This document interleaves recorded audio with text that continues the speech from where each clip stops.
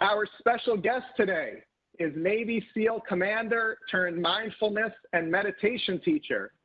He has spent 23 plus years in the Navy, is a Navy Academy graduate with a master's in operations research from the Naval Postgraduate School. Jon has served in Iraq, Afghanistan, off the coast of Somalia, and in Panama. He now runs his own consulting company, Macaskill Consulting LLC, bringing mindfulness and meditation to high-performing teams to aid in dealing with stress, anxiety, and depression, all while increasing focus, creativity, and productivity. He also serves as the Deputy Executive Director for Veterans Path, a nonprofit organization that works to introduce meditation and mindfulness to veterans to bring them a sense of peace, acceptance, transformation, and honor. Please give a very warm welcome to today's special guest, Navy SEAL Commander Jon Macaskill. Jon, it is a privilege and an honor. Thank you for joining us today. Thank you, Ron. I appreciate it, and thanks for the opportunity. I'm looking forward to the conversation and seeing where this goes. And happy Friday to you. Thank you. Thank you. So, I've mentioned it before, we're an entrepreneurial organization, and we know that we could not do what we've done here in many other countries, and that freedom isn't free. So we are grateful for you, for your military brothers and sisters, and want to say thank you sincerely from the bottom of our collective hearts. We appreciate it, man. Thank you very much for that, Ron, and thank you for the support. And I can tell you it has been a unique honor and privilege of mine to serve in the capacity that I've served or the capacities that I've served for the past 24 years. And alongside some of the most amazing men and women you could ever meet. And it's been an honor and privilege. That's been all mine. So thank you for the support. Awesome. And I'd love to get into that. We will in a few minutes, but this is a very exciting time for you. Tell us what's going on, what's happening with your family, what's happening professionally. Yeah. Okay. So, let's start with professionally. Professionally, I will be wrapping up my Navy career officially 1 August, but for most intents and purposes, 1 July. So a week and a half from now, I will start what's called terminal leave. So I'll go on that last block of leave before I retire from the Navy. So 1 July, for most intents and purposes, I'm out of the Navy after 24 years or close to 24 years. Continuing with the professional side, I have been in serving for Veterans Path. This is the organization that there's a sign for behind me. Veterans Path, as you mentioned there in the intro, is a nonprofit helping veterans by introducing them to mindfulness and meditation. And I've been serving with them in an internship role since November, and I will officially start working for them as a paid employee come 1 July.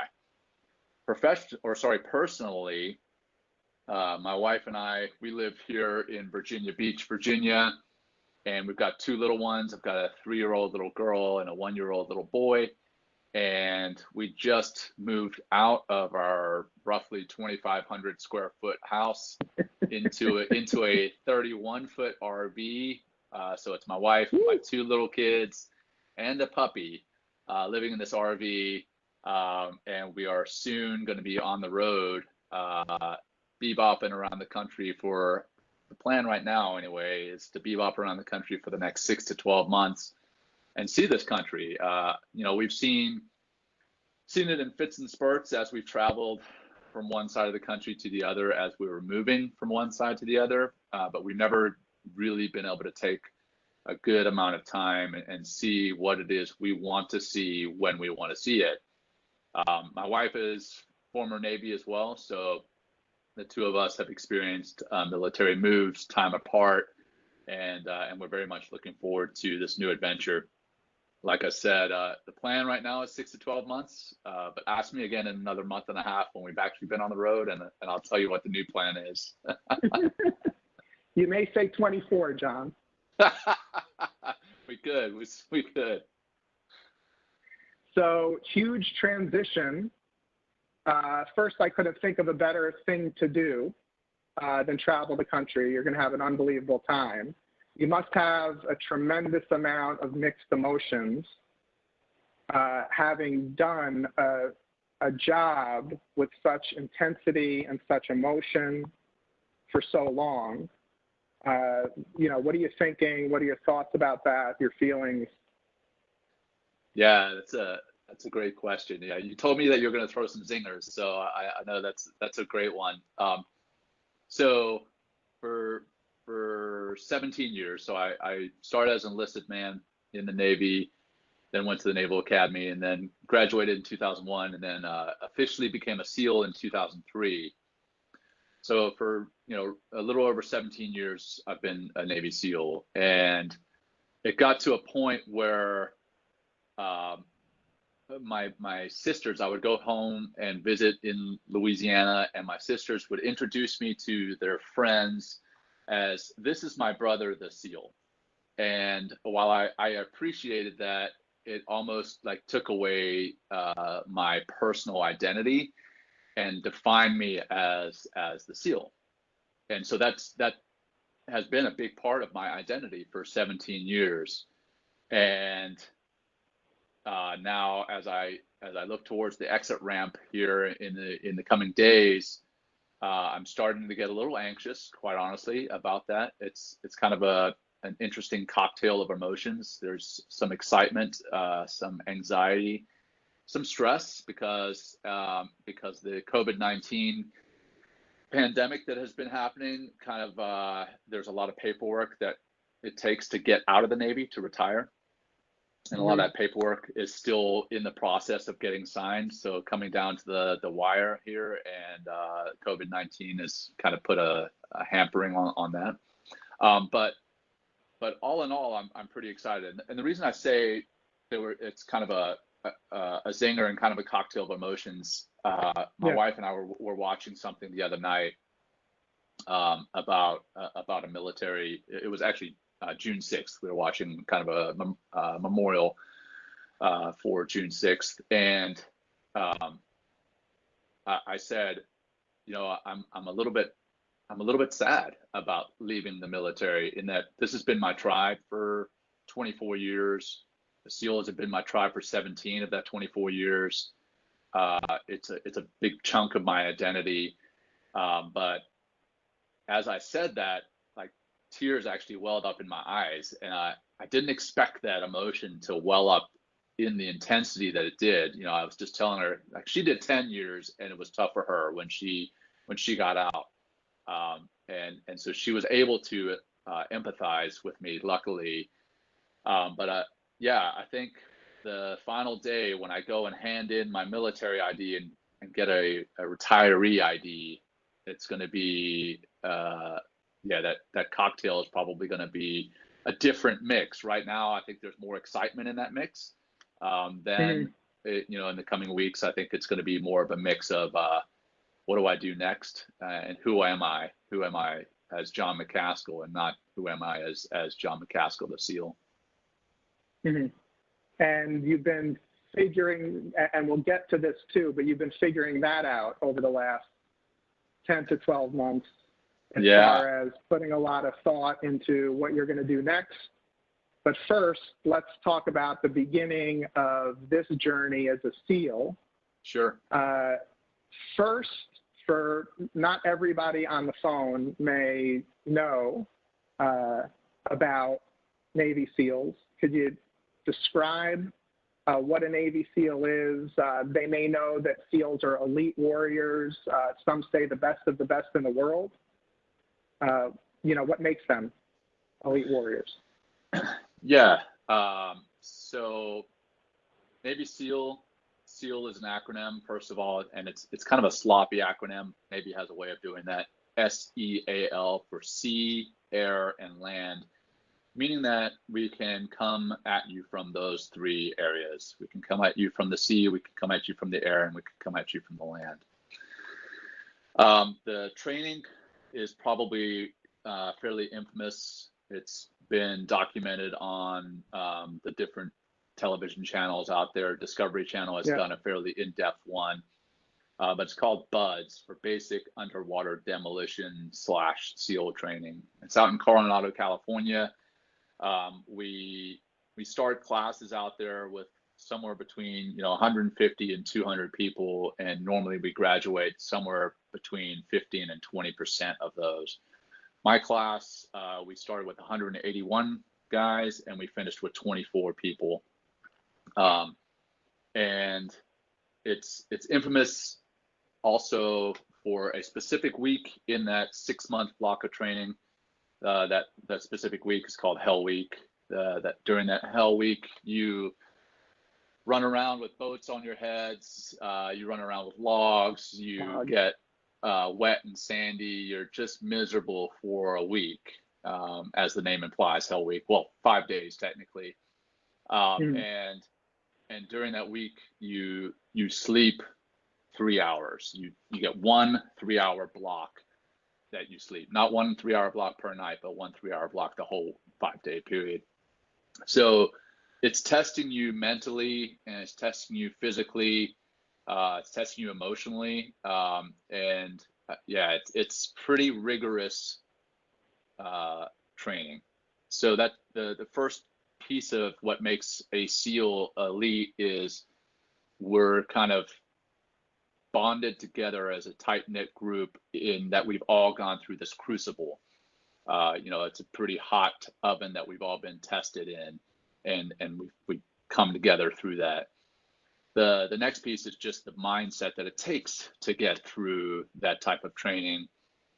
First off, I think you have to be a little off, maybe a little not 100% right in the head, but yeah, to first get into that training, and then to make it through. I'm joking with that, but there's a little there's a grain of truth. Well, so tell us more about that.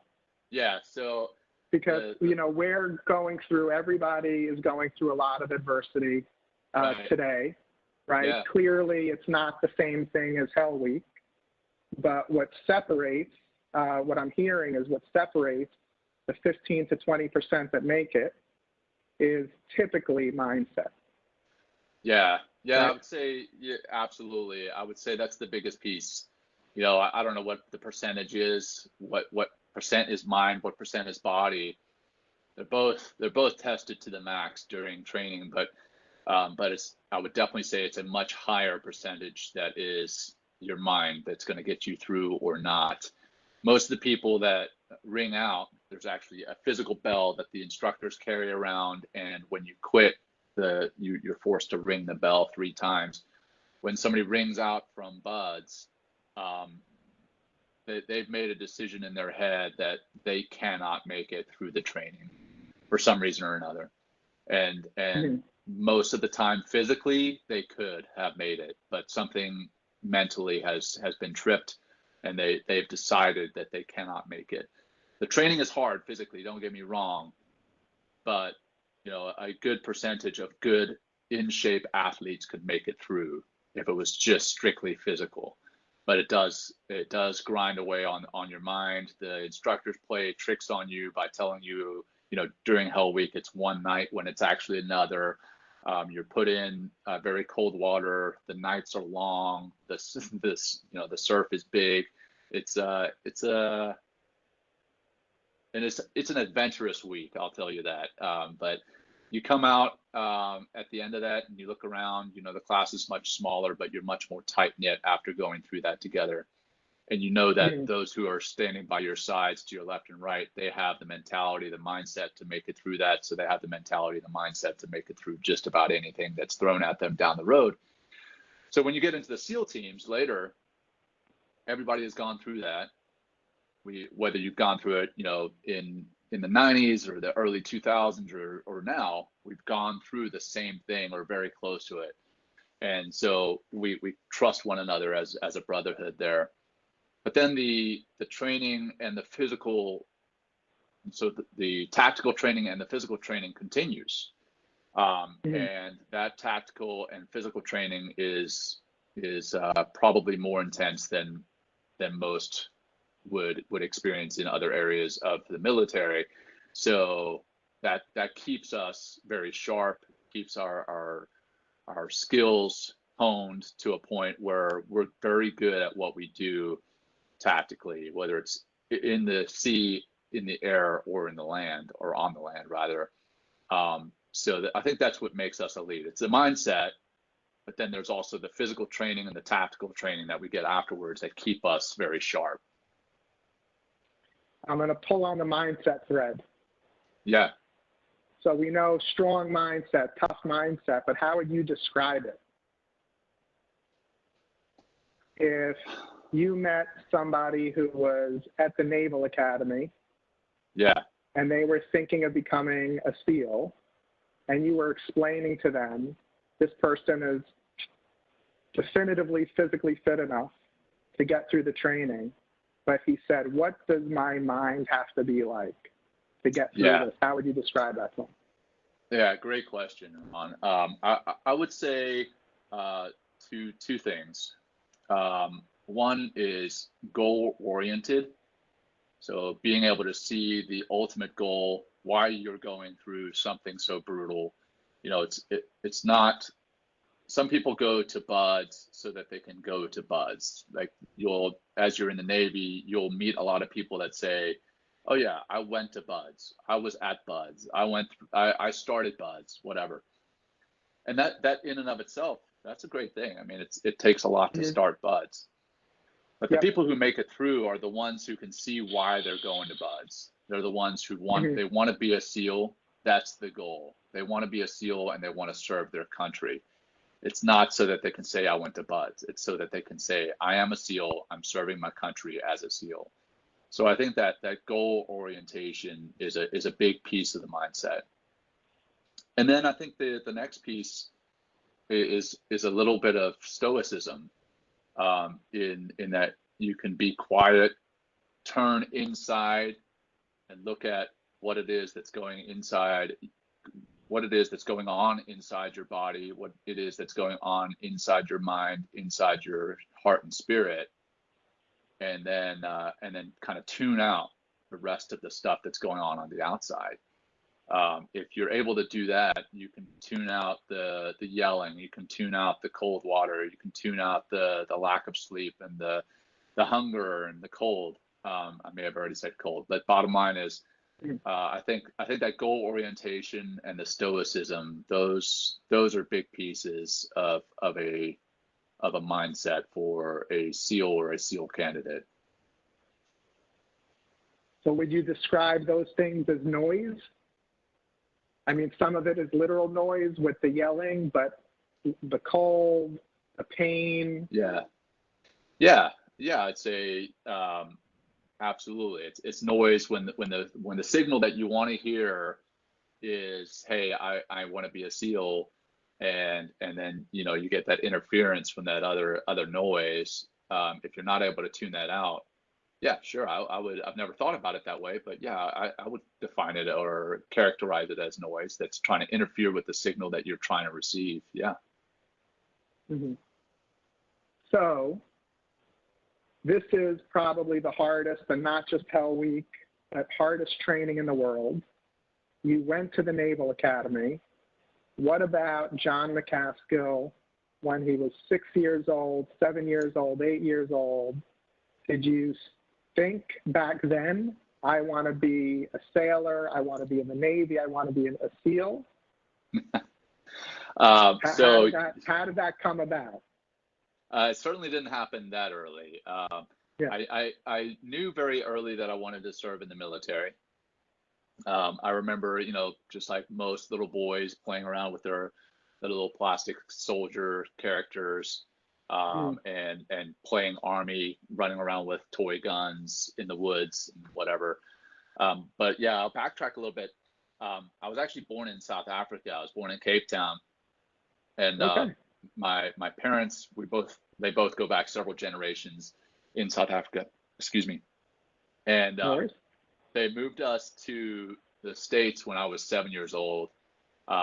primarily to get away from the government there in South Africa, as they didn't believe in apartheid, which was still, being practiced in 1984 when we left, and moved us to Louisiana, to get us away from that, but also to make sure my brother and I were not conscripted. So in South Africa at the time, if you're a young man, graduated high school, you would be drafted into the military.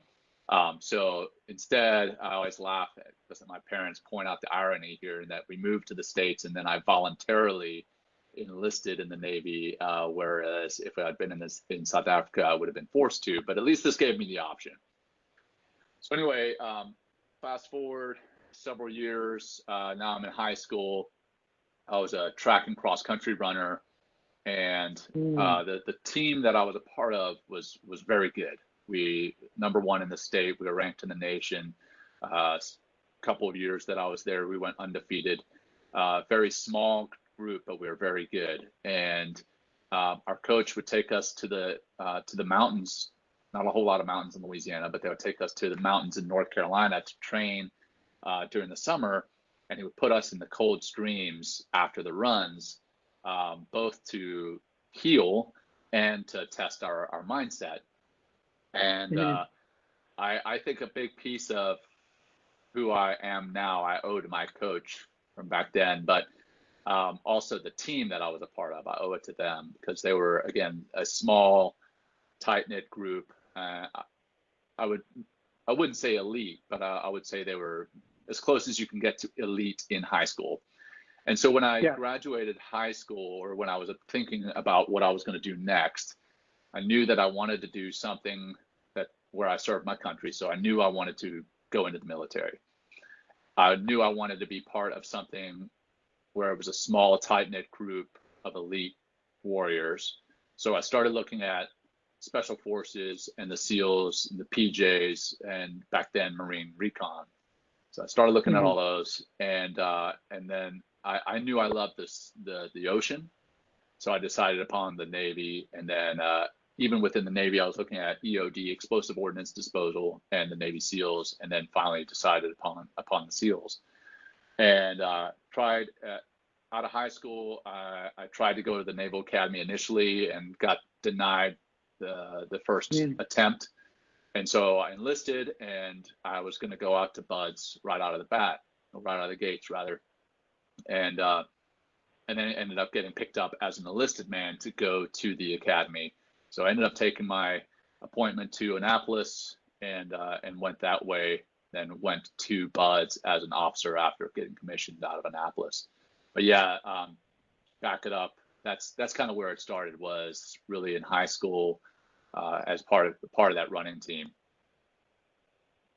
So I played with those plastic figures too. Yeah. I didn't want to become a SEAL. Is it more of, is it that high school team where you said, I want that level of camaraderie? But even so, the service and the type of things you knew you would be doing as a SEAL, where did that come from? Yeah, honestly, I think there was a piece in me that, just because I was a part of something bigger than myself in that cross country team, I wanted to be part of something bigger than myself in the service of my country.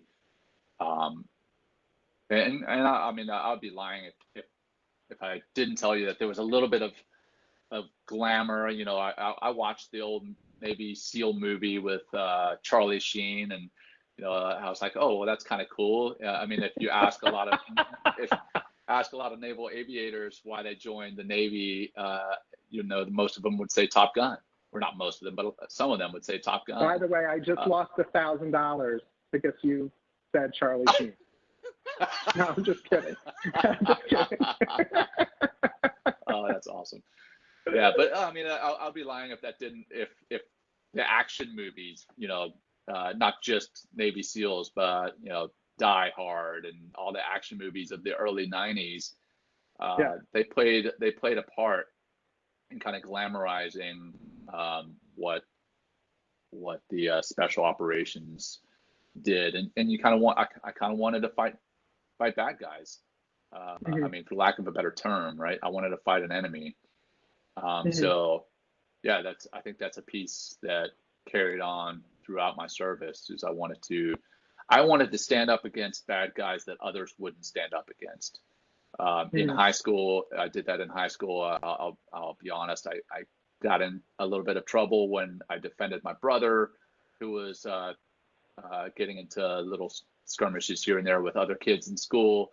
And I ended up getting suspended from school, but I stood up for others who wouldn't stand up for themselves. And I think that just is a part of me and carried forward into my service. Man, I'm opening up about a lot of things here that I haven't opened up about before. It's still early, Jon. It's still early. I like it. So, Naval Academy, and one thing that's unique, I think, among the Naval Academy, unlike West Point, is that you can go right into BUDS training as soon as you graduate. If you make it through, you become a SEAL, and I'm not saying you in this case, but generally, one would become a SEAL, and then they could go into battle for the first time as a SEAL. That's correct. Yeah. Yep. That's how I did it. I mean, I served as an enlisted man, never went to war as an enlisted guy. Went to the academy, graduated in May of 2001, and in September of 2001, September 11th, 2001. Obviously, we know what happened that day. That I was. Yep. Yes. So I was at. Everybody knows where they were on September 11th. Sorry for jumping in.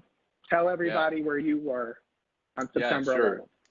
So I was in what we call the Chow Hall, getting breakfast on the West Coast because we wake up really early out there. And I remember that we had TVs in the Chow Hall, and I remember looking up at the screen. And it was when only one of the aircraft that hit the Twin Towers. So that was at BUDS. I had started at training. BUDS training. Yeah. So this is after Hell Week? No, so you go through, so Hell Week didn't happen for me until February of 2002. Okay. A couple of things happened. First off, when you first get to BUDS, you have to wait to class up. You wait until you get enough people there to start a class. So I was kind of in this waiting period. And then I got rolled from the one class that I was in, that I started with. I ended up getting pneumonia in October and got rolled, which means getting held back and getting rolled into the next class. So I started my class again in January, but we were running around September 11th, doing some of the initial physical training that we were doing the obstacle courses, doing the pull-ups, push-ups, log PT, rope climbs, all that stuff. And then we ran from physical training in the morning to the Chow Hall, and that's when I saw that the planes had hit the towers, and then later the Pentagon. And that's when things really got real in my mind, right? And solidified what I wanted to do. I knew then, hey, there's no way I'm not making it through this training, because I know that the SEALs are going to be on this pointy end of that spear. Hey, Ron, real quick, my headphones are starting to cut out here. I'm hoping I can charge one. Well, I'm going to see what happens here. Yeah. If not, hopefully it'll be able to hear me without. No worries. Can you hear me still? Perfect. All You're right, all great. good. You're all good. So, in effect, even though you're training for the SEALs, that changed your life for the next 23 years. Yeah, it sure did. So, I guess next 19 years. So, because it was 2001. Right. Since then, I've deployed to Afghanistan and Iraq, as you kind of said in the intro. That's primarily where I've been focused, is on what we call the CENTCOM area of operations, so the Middle East, Afghanistan and Iraq. Deployed there several times each. Been away from family, lost good friends over there in both theaters, both Afghanistan and Iraq. And yeah, it completely changed my life, put me on a trajectory that I never would have guessed that I would be on. As a matter of fact, I never thought even that I would serve past 5 years, and here I am, a total of 24 years, because I believed very much in what it is we were doing in the service, fighting the enemy in both those theaters. And I would think maybe one of the only ways it could become more stressful is leading men and women, which, you were a Navy SEAL or a Navy SEAL commander. What's the different, what does that mean, just for clarity, the commander on that title? Right. Because that has to increase, I would imagine, one stress level significantly. Yeah.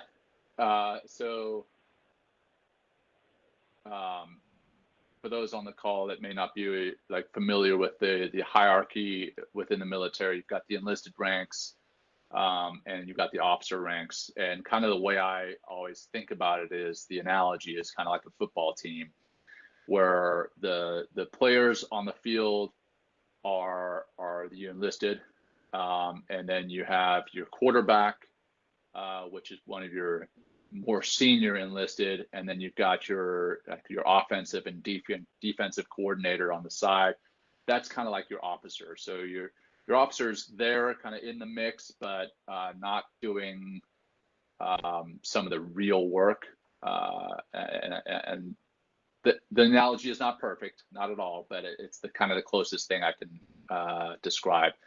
But as that offensive coordinator, if you will, you still get onto the field briefly as a SEAL officer, and you're out there making calls. And as a junior officer, so fairly new to the teams, fairly new to the officer ranks, my first deployment was in 2005 to Afghanistan.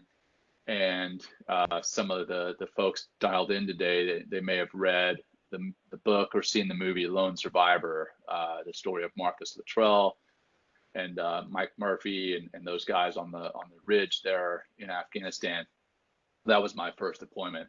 So for those who are not familiar with the story, bottom line, we had 4 guys go out on a reconnaissance mission. So that was Danny Dietz, Marcus Luttrell, Mike Murphy, and Matt Axelson. They went on a reconnaissance mission to observe an enemy village for 48 hours prior to our sending in an assault element that would take that village down a couple days later. They were compromised by some goat herders on the side of the mountain, and they kind of battled with what to do with these goat herders. Ended up letting them go. Those goat herders ran down to the village, told the village what was happening, and then a lot of Taliban came up into the mountains, and they got into a massive firefight, during which Mike Murphy got on the radio, or actually the telephone, an Iridium telephone, called back, got me on the phone on the other end, and called for shit. Yeah, so pretty wild. So I'm talking to Murph while he's on the ridge, telling me that. Just to jump in for a second, that was the worst loss of Navy SEALs in history. Up until that point. Happened. Yeah. Okay. Yeah. Up until that point. Sorry. Continue. Yeah. So Murph on the other end of the line with me is telling me that he's got guys dying on the side of the mountain. So we called in a quick reaction force. So that's the folks who come in secondary to assist. We spun up the quick reaction force really fast. Had several helicopters go out, and as we were fast roping the next group in, the first helicopter was shot down. So we ended up losing Murph as he was making that call. He got shot, got killed. Received the Medal of Honor posthumously for that action. We lost Matt Axelson and we lost Danny Dietz on the ground. Marcus Luttrell was the lone survivor that the book is about, that the movie is about. And then we lost the guys in the helicopter. So 8 more SEALs and 8 Army Night Stalkers. The Army Night Stalkers are the crew of that aircraft. Lost those guys. So that was my first deployment. And that, go back to the September 11th and how that changed my life. That particular incident, the Red Wings, it was Operation Red Wings, or is the operation they were on. That changed my life profoundly from there on as well, because I battled with some survivor guilt from that, because I knew all those guys, at least I knew all the SEALs. And at the time I was married, my first wife, I've since divorced, remarried, did not have any children with her. But I battled with, well, it's just me and my wife, whereas a lot of these guys have wives, children, and much more extended family. And, why am I one of the ones who was spared from this operation? And I battled with that basically for the last 15 years. And that's brought me to the next phase of my life, that I'm sure we're going to get into conversation about here shortly. But that was a life-altering point in my life. So Operation Red Wings and Lone Survivor. If you haven't read the book or seen the movie, I highly advise it, because it's an excellent story written by Marcus Luttrell, the lone survivor of that operation. So this is a personal question, maybe silly, but how do you cope with something like that? I would think that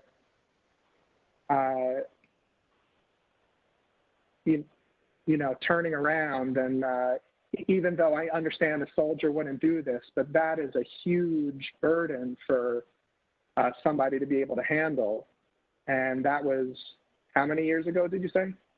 Yeah, that was in 2005. So let's see, it's Friday the 19th of June, 2020. So almost 15 years, because it was 28 June 2005 that happened. As a matter of fact, Father's Day in 2005 was was June 19th. And the day before Father's Day, we all took these pictures of us all in our garb, our combat uniforms, to send back to our families. And 9 days later, 11 of those guys in those pictures were no longer with us. But those pictures have been profoundly important, not only in my life, but in the families of those that we lost, families and friends of those that we lost. And we never knew when we were taking those pictures just how important those pictures would be. I'll have to send you some after this, Ron. You've probably seen them circulating on the internet. But bottom line, those pictures were taken for Father's Day. So it's almost 15 years to the day that we took those pictures today. So. Oh yeah, sorry, I didn't answer your question. The coping. Sorry about that. So coping. How did I cope with that? Initially, I came back affected. Again, with that survivor's guilt. So I had to identify the bodies of Murph and Danny. And we went out and did some things afterwards to go and take it to the enemy, right? I was affected, and I came back and I drank. So I kind of self-medicated, if you will, drank fairly heavily for a while. Ended up getting put on different medications for years, different anti-anxiety medications, antidepressants. Got counseling, and ultimately this all led to where I am today. Again, I didn't like the medication that I was on, the different medications. How long were you on those medications, roughly? Probably a little over 10 years with all of it. Different medications at different times, and I try to come off them at different times. But yeah, ultimately about 10 years I was on medication. Okay. So about mindfulness. Yeah. And then So you're not happy with how you feel. You've been on these medications for 10 years. Right. What brought you to the person you were talking to even that made this recommendation, and tell us about that? Yeah. So along with the medication that I was receiving, I was also receiving counseling, regular counseling by both a psychiatrist and psychologist. And a new psychologist it was a Navy psychologist. So, just like everybody else in the Navy psychologists move and new guys come in. Well, I got a new Navy psychologist. And at first I was like, great, I've been talking to one guy for so long, now I've got to retell my story and establish. Well, this new guy, he was like, hey, I totally understand, not understand, but I can empathize with what you've got going on. Why don't you try meditation and mindfulness? So meditation. And when was this? When was this? This was almost 4 years ago. Okay. So at the time I was, 6 foot. I'm still 6'2", but at the time I was 6'2", and 215 pounds, like lean. Now I'm 215 pounds, not so lean. But bottom line is, I kind of considered myself a rough and tough, knuckle dragging, big bad guy, right? And for him to tell me something about meditation, I kind of laughed at him. I was like, all right, yeah, okay, dude, why don't you go and tell somebody else that, because I'm not going to try that out. That's for the weak, that's for the hippies, that's for monks, that's not for this guy.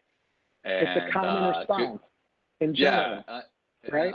It's an unfortunate response. So this guy, God bless him, man, he was like, okay, why don't you sit down and I'll show you the science behind this. I'll show you the data. And so I think you covered at the beginning, I have my master's in operations research, so I'm a data guy. So he showed me this data, and I was like, okay, well, there's data, some empirical evidence. Maybe I'll give it a shot. So I tried it out for 2 weeks, meditating, just using some simple apps that he had introduced me to. Went back after 2 weeks and was like, dude, no, it's not working for me. What else you got? And he kind of laughed at me and was like, well, that's like going to the gym for 2 weeks and thinking that you're going to come out looking like Arnold Schwarzenegger. And so I kind of ate some humble pie, and I went back and tried it for another month and a half. And that's when I really started to see the effects of meditating, of setting aside some time very deliberately to meditate, focus on the here and the now, in that, like, I do a morning meditation.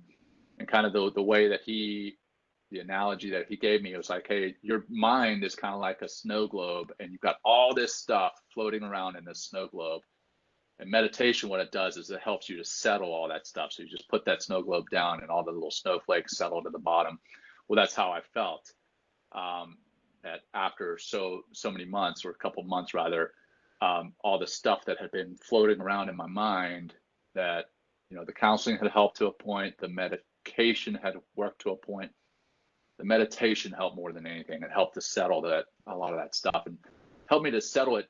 Didn't do away with those snowflakes. They were still there, but it helped me to identify them and then address them. So things that I had repressed, now I could go and talk to the counselor about, because I understood what it was that I was dealing with. Whereas before, I kind of just compartmentalized it and stuffed it down into this deep, dark place. I was like, oh, I'll deal with that later. I'll never deal with that one. I'll set that one aside. But so that guy, I think that I owe him my life, honestly, because I think not only did it change my life getting introduced to meditation, but it quite honestly saved my life, because I don't know where I would have been today if it weren't for that. Your practice, how much time a day do you spend meditating? Yeah, so it's different. Every day, as you can imagine, living in the RV with 2 little kids, and that changes things. I have to find a quiet space. It used to be I would wake up in the morning, first thing, go and sit in my living room, because I actually had a living room where kids weren't sleeping. And I would try to meditate for 15 minutes in the morning, and then I would meditate for 15 minutes after lunch. Now, I get to work, try to get there 15 minutes early, set aside that 15 minutes, and actually I try to do it in my car, because I feel that if I do it in my car when nobody else is around, then nobody else can interfere with that. Luckily, I'm not sitting there on the side of the road. I'm in a parking lot where there's not a lot of people, so people don't think that I'm weird meditating in my car. Right. But it's nice actually to do it that way, because I go into work very refreshed and ready to hit the day. And then do it again for 15 minutes after lunch kind of gives me the energy to make it through the afternoon period and resettles my mind. But that's the meditation piece. So the mindfulness piece, I want to touch on that too. That can be done kind of throughout the day.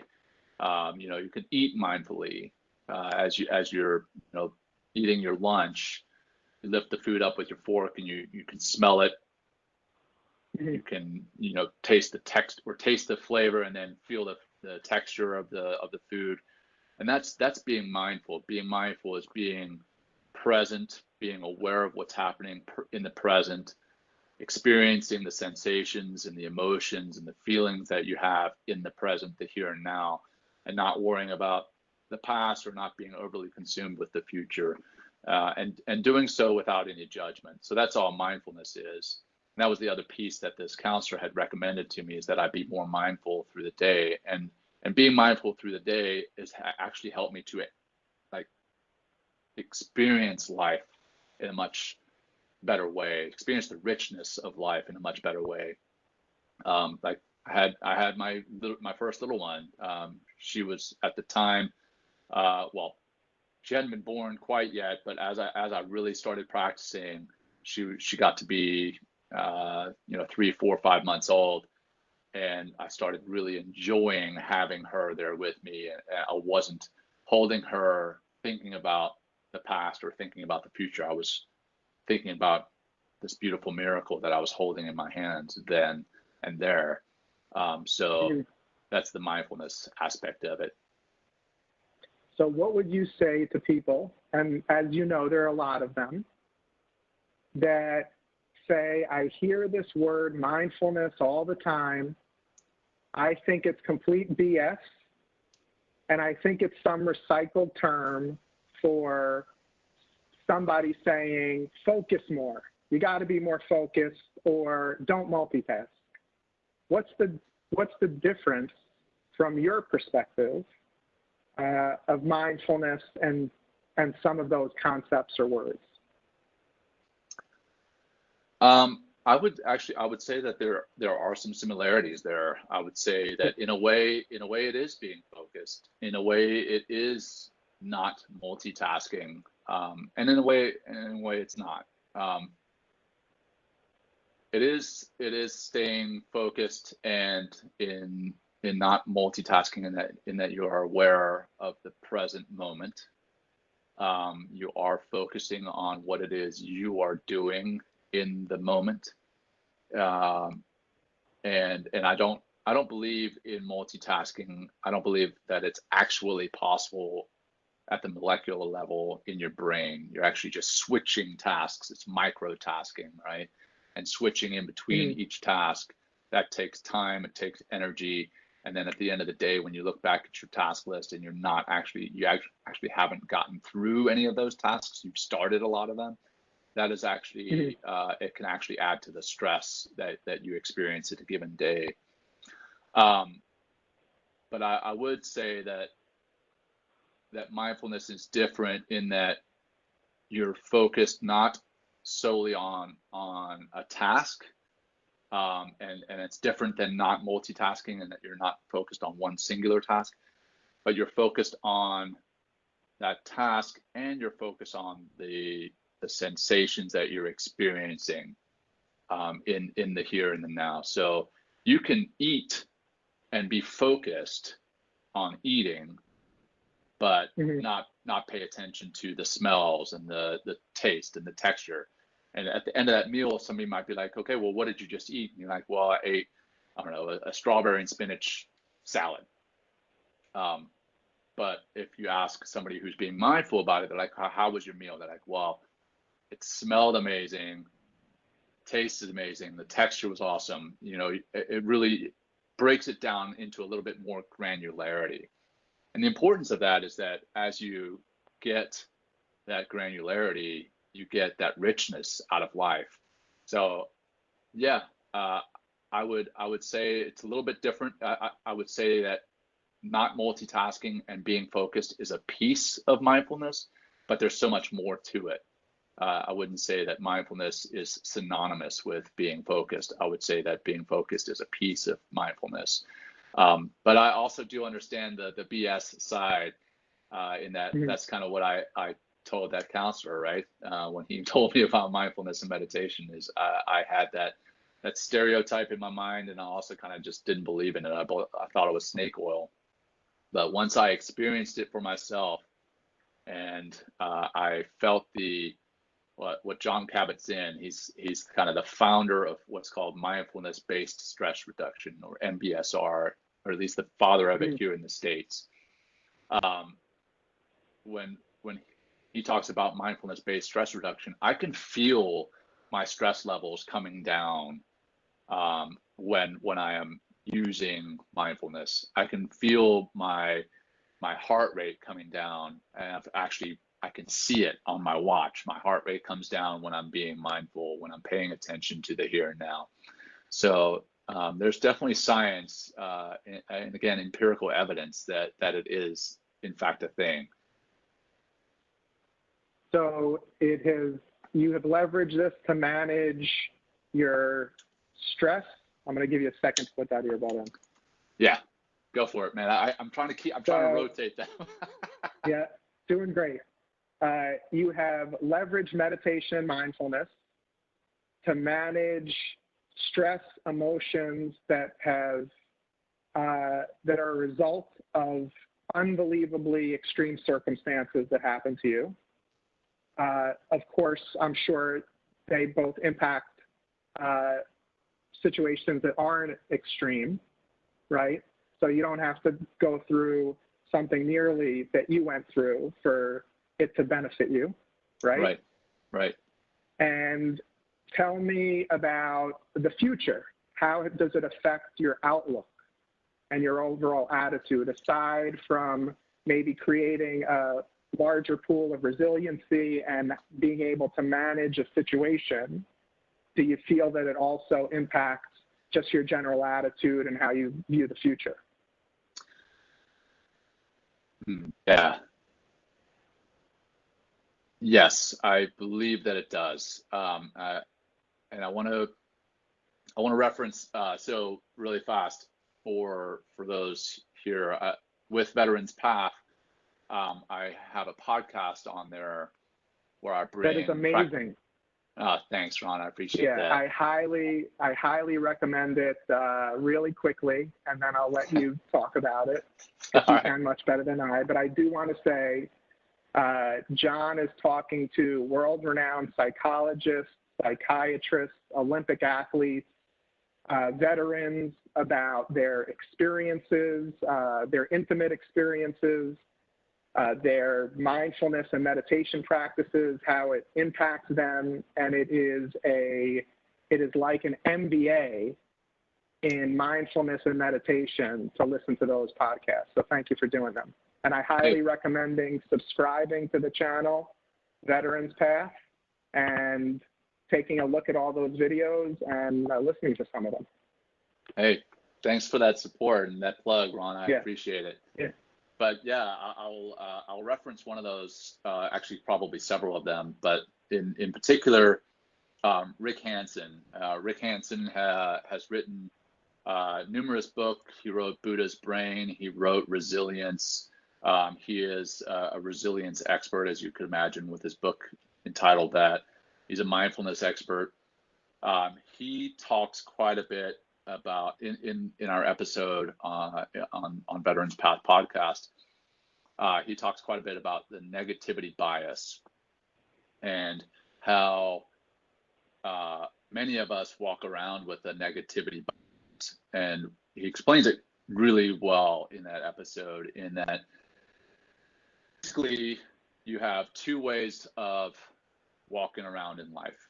One is that you walk around and you anticipate that there's a saber-toothed tiger in the bushes all the time. And the cost of being wrong with that assumption is a needless level of anxiety. But you live to tell about it, and you live to fight another day. The other way to walk around in life is you have, this perfect positive mindset, that there's no saber-toothed tiger ever, anywhere, no threats anywhere. And the cost of being wrong with that mindset is you die. The saber-toothed tiger is there eventually, and he jumps out from the bushes and he gets you. Now, the downside to the negative and the positive there is that having that negativity bias, that was something that helped us to survive in, caveman times. And here we are in 2020, and our biological evolution hasn't happened at the rate of cultural evolution. And the threats are not there in the numbers, scope and scale that they were in caveman times. Now our threats. No saber-toothed tigers are gonna jump from behind the building on 56th Street. Am I right? Yeah, exactly. All right. Exactly.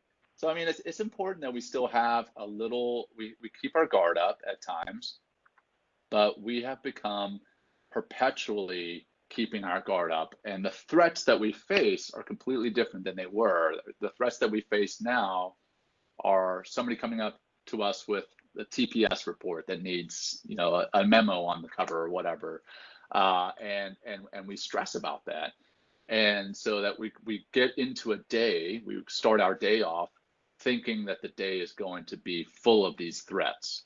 So we're on constant alert. Our adrenal glands are fried. We're constantly in the red.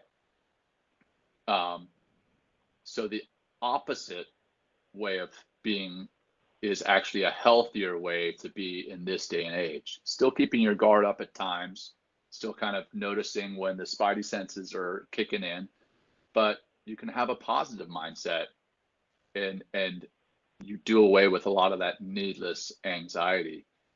So yes, I think it helps you to develop a positive mindset when you practice mindfulness, in that you can focus on the good things in life, the good experiences, again, coming back to the same reference, that eating that meal mindfully, you enjoyed it, you experienced it, it was a good meal, and you appreciated it. And by doing that, you can focus more on the positive things. And as you focus on those positive things, you can actually not do away with, but you can kind of reverse the negativity bias and actually start to see, quite literally, you rewire your brain to see more positive, see more, hear more, feel more positive things in life. So yeah, I think it absolutely can help to positively influence you in that light. And this is science-based, right? Yeah, it is. Yeah, there's another one of our podcasts, James Barris.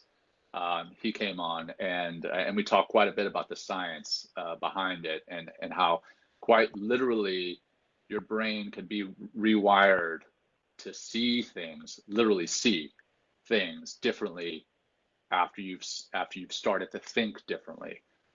It's a pretty wild space to start working in and learning about. So yeah, absolutely, there is science behind it. It's unbelievable, and I think what you have done and what you are doing, in one way, it's a 180. Somebody thinks Navy SEAL and then mindfulness and meditation teacher. Right. And in another way, it's the exact same thing. You're there to help people, help veterans, and people, you're putting yourself out there. as a mindfulness and meditation teacher after being a SEAL, which my buddies would give me a hard time about, you know. And I think it's unbelievably courageous, and I think it's amazing. So I have one last question for you, and then if we have some time, we'll open it up to the floor for some questions. Sure. There are a lot of people that say, you know what, meditation is just not for me. I tried it, and I have too many thoughts running around. Doesn't work for me. What would you say to me if I was one of those people? Oh, yeah. That's a great question. I'm glad you asked it because I get that quite often. And quite honestly, I struggled with that initially because my mind does wander, or it's made to wander. That's what your mind is made to do. Just like your heart is made to beat, your mind is made to kind of think thoughts. And in a given day, I don't know, we have somewhere on the order of like 50 to 70,000 thoughts. So your mind is going to wander. Meditation is not thinking. It is not turning your brain off. Meditation is sitting down again to try to settle those thoughts, and maybe using a mantra if you're doing some type of transcendental meditation, or focusing on a sensation. So something that I try to do is I like to focus on my breath, the actual sensation of the air coming into my nostrils and then out through my mouth, and just focusing on the expansion of my lungs, the expansion of my chest, and then the compression in the reverse. That I call an anchor. So that mantra or that bodily sensation is your anchor. That anchor is what helps to keep you in place. And as you start to, the Navy, I have to use a Navy term, right? So as that anchor, or rather, as you start to float away from that anchor is going to pull you back. And that's all that you have to do during meditation, is when you start to notice that your mind is wandering off, you just bring it back to that anchor, bring it back and bring it back. So in a 15-minute meditation, your mind may wander off, I don't know, 20 times. And the very act of bringing it back over and over and over, that's a piece of the meditation. And you just gently bring it back. You don't judge yourself. That's where people most often run into problems, is as they're meditating, they start to curse themselves and say, well, I can't meditate. There's no way I'm coming back to that focus point. Rather, instead, if you're like, okay, I noticed my mind wandered off. I noticed I started thinking about my to-do list, my grocery list, the bills that I got to pay, the millions of things that may be coming into your mind. If you notice that, and then you gently come back and you don't judge yourself, you just gently come back to that anchor, that very act literally rewires your brain, and you can start to develop neuroplasticity, and your brain is much like a muscle, and that it can change. And as you do that over and over, new neural pathways are developed. You're rewiring your brain to respond with the prefrontal cortex, which is the part of your brain that's responsible for cognitive thought, instead of reacting with the amygdala, which is the part of our brain that's responsible for fight, flight, or freeze, which is quite often the part of our brain that we react with when somebody bills us or brings us a bill or a task. We react, we start to stress out. Well, that very act of sitting down and meditate, noticing that your mind is wandering off, bringing it back, bringing it back, bringing it back, doing that over and over, that's where the rewiring and the neuroplasticity starts. And that is that's a great thing to notice. If you sit down to meditate and you notice that your mind is wandering off, that's actually where it all starts. And then you can come back to that anchor and start all over. Well, if it's hard, stick with it. Stick with it. That's right. Just like the gym. The gym is hard, but if you stick with it, you're going to see results. Awesome, brother. And if it changed your life, it could change anyone's life. Yeah, I like to think right? so. Yeah, I've seen it change my life. I've seen it change others. I've seen it save others. Got a young man coming on the podcast on Monday. It'll air the following week. He was blown up, lost his vision, multiple amputee, and considered suicide, seriously considered it. And he was introduced to meditation, and it truly saved his life, saved his family's life, or rather saved his family. So I've seen it, I've lived it, and I truly believe in it.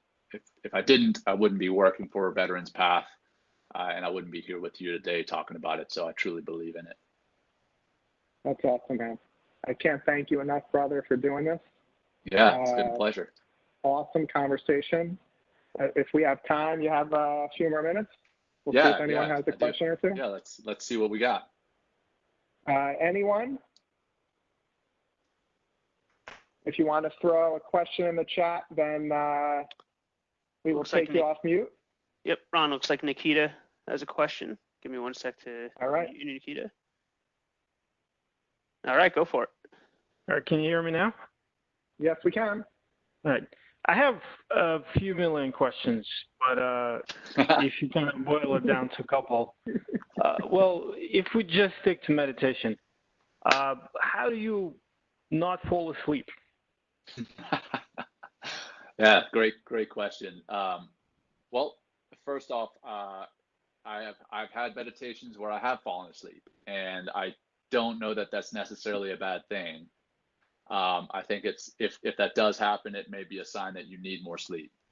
And then there's been other meditations where the meditation itself has actually given me energy. There's been studies that meditation is actually another form of rest that your mind needs, and it can actually be, I think it's 5 times more effective than sleep.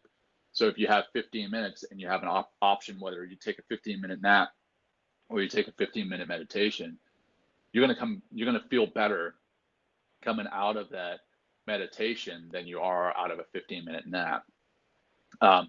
But to answer your question, when I said at the beginning, that I meditate after taking care of my needs in the morning, one of my needs is a cup of coffee. I will be honest. I like my coffee in the morning, and that helps me to stay awake through that first meditation. But yeah, otherwise, I think if you do fall asleep, it's a sign that you need it. And the other piece, that if you lay down and you get too comfortable, that's probably going to lend to falling asleep.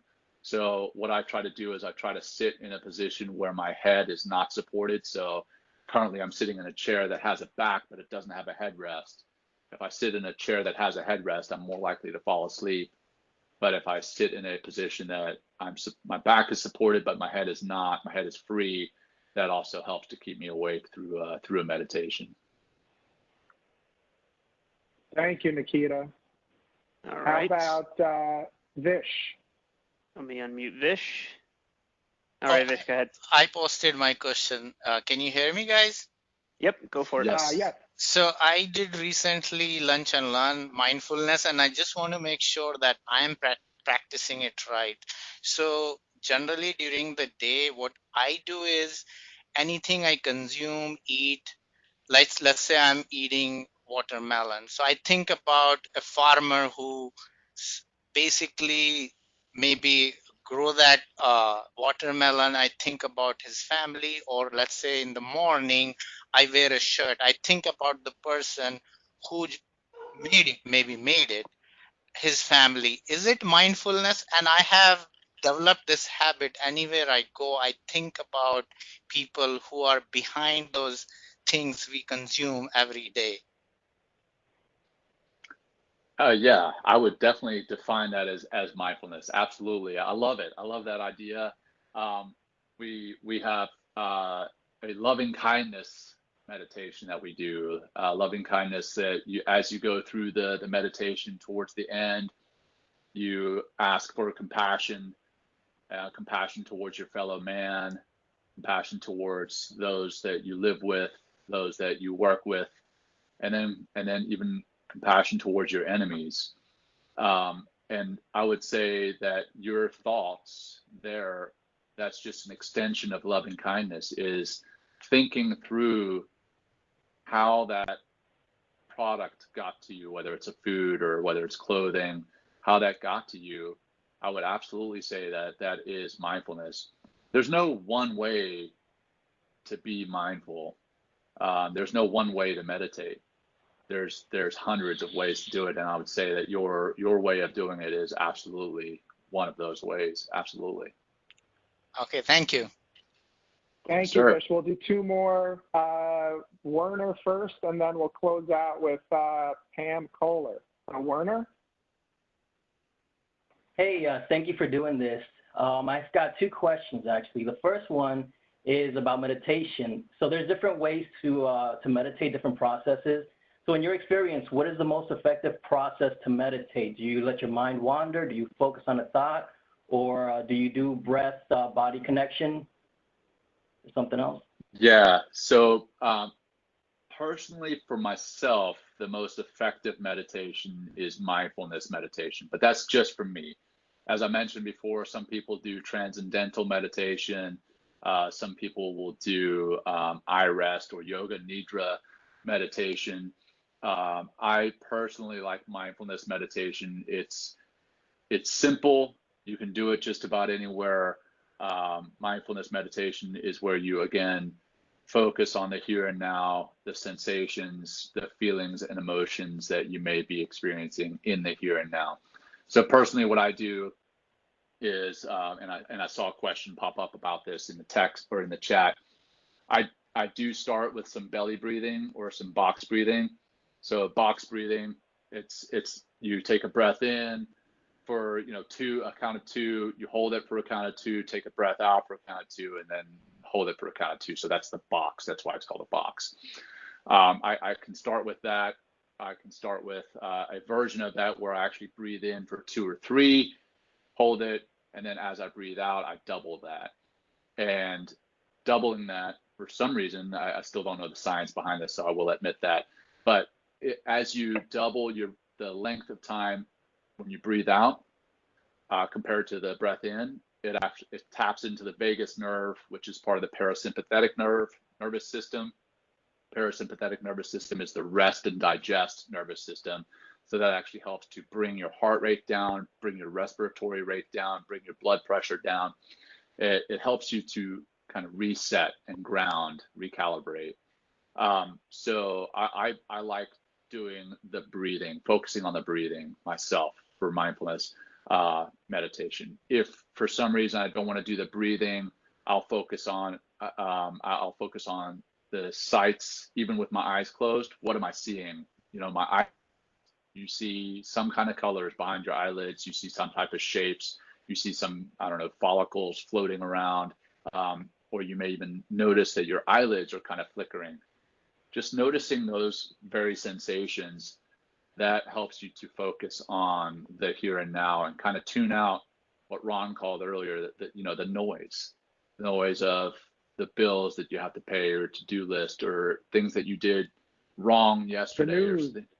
Yeah, exactly. The news, right? Which we all need today is helping to tune some of that out. I mean, it's important to take in, but there's a lot of noise in that. So I think that's my answer to your first question. Yes, that answers it. Thank you. And the second question is actually about your Hell Week. What was your favorite and least favorite part of Hell Week?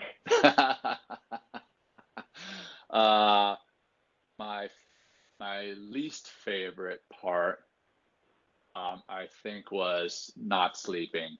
I like my sleep, and sleeping for 3 hours in 1 week, that was pretty tough.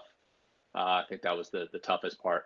My favorite part was just some of the jokes that you tell and hear during the instructors.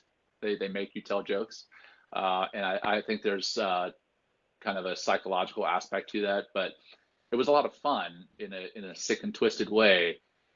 Thursday night when you haven't slept but 3 hours and you've been going since Sunday night, and you have to reach back and tell some jokes, or you listen to your classmates tell jokes.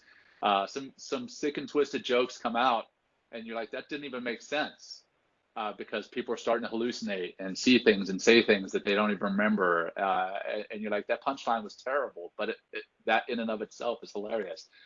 But I think I would actually be lying if I said that was my favorite part. My favorite part was when they said we were done. It was really cool. I'll tell you how I finished. So there's a berm, or like this hill of sand that we have at Buds that protects Buds from the tides. So we ran over the berm, and they had us run into the surf and then get into low crawl position and low crawl further into the surf. So they have whistles, and they blow it, 1, 2, or 3 times. 1 time you stand up, 2 times you get down real quick, 3 times you start low crawling, something like that. I forget exactly what the whistle drills numbers were, but so they had us low crawling in the surf, and then they blew it to the point where we get up and we turn around. And when we turned around, all the instructors were lined up at the top of the berm with the senior man holding the American flag. And it was, just like something out of the movies. The flag was blowing, and you're like, oh my gosh, I made it to the end of Hell Week. So that was my favorite part, knowing that it was done, and also that was a pretty special moment in my life. So yeah, that was my favorite part. Yeah, that was awesome. Thank you. Yeah, my pleasure. Thanks for the great questions. Pamela, you have the last question of the day. I'm honored. That was very inspiring, and I want to know, is your wife, Jon, on board with this, with meditation, and was she aware of meditation per se before you went through this, and is she supportive? How is she supportive? Yeah, great question. Thanks, Pamela. So first off, my wife is an incredible woman. One, that she puts up with me. 2, that she is just an amazing mother and bride. She's also a veteran. She served for 10 years. We actually met when I was at SEAL Team 10 together. We deployed together. We were in Afghanistan on my last deployment, deployment to Afghanistan anyway. So she's pretty tough. She's a tough woman. And she's on board with my practicing meditation because she's seen the differences that it's made in my life as an individual, as a husband, and as a father. She does not practice meditation formally herself.